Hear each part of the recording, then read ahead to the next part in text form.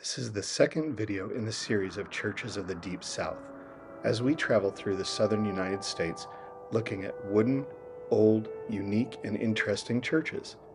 Thank you for the comments those of you who have left already, and if you haven't already, please like this video and subscribe. Thank you. Enjoy.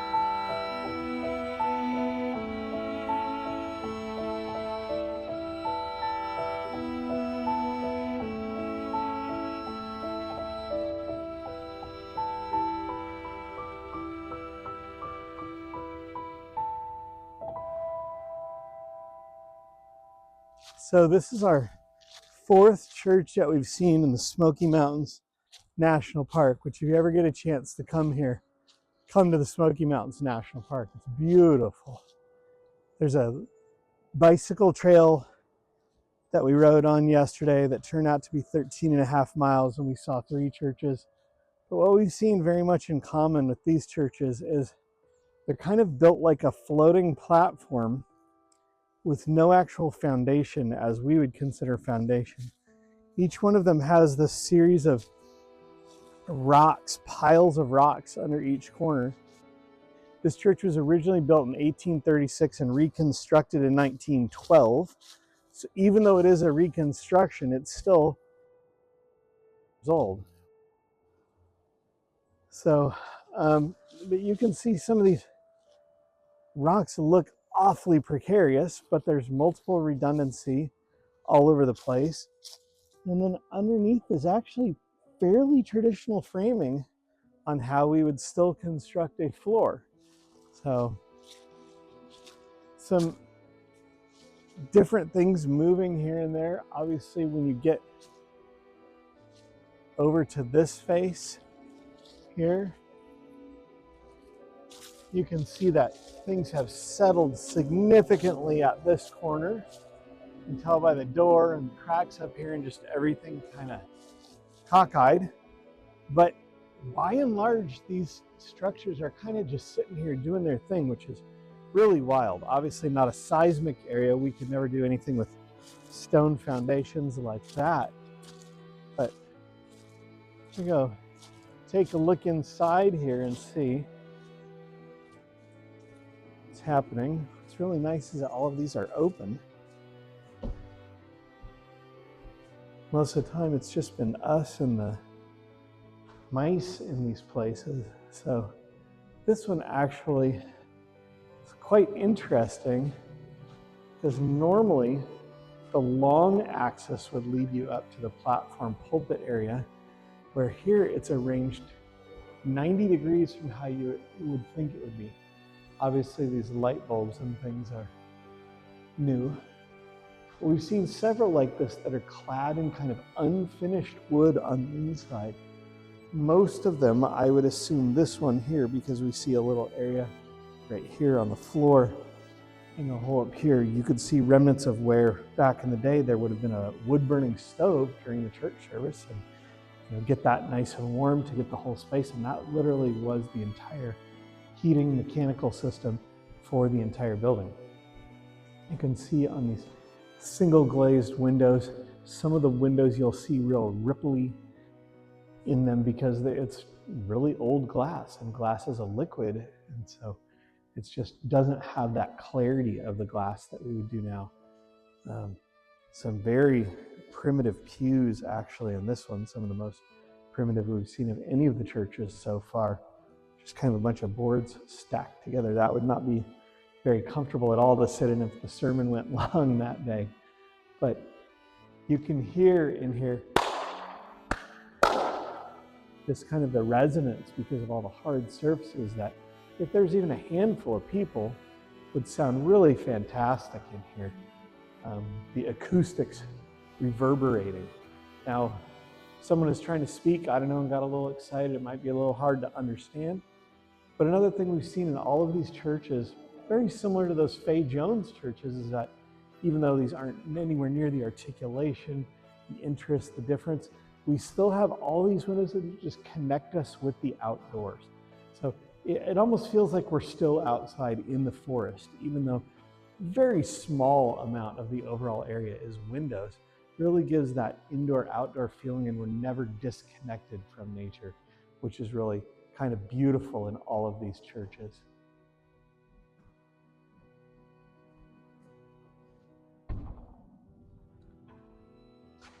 No sermon today, sorry.